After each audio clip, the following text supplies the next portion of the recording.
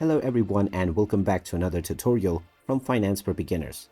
In this video, I'm going to show you how to change the name of your household on the Goodbudget app. So let's get started right away.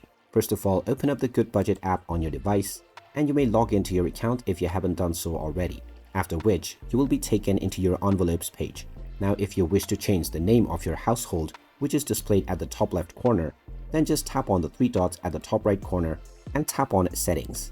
From the Settings page, tap on Manage Household on the web, and this will now take you into the Goodbudget website on your browser. Within this page, underneath Household Preferences, you will see your household username, as well as the What Would You Like to Be Called section. Now, if you wish to change your household name, then make sure to avoid the Household Username section, as this is supposed to be your email address.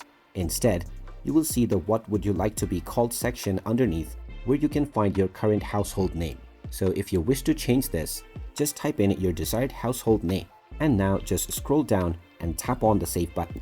After tapping on this button, you will now see within the website that your household name has been changed right away. To confirm this, just close the Goodbudget application and then open it up once again, and you will see that your household name has been updated right away. You can make this change as many times as you wish by following the same steps. And there you have it.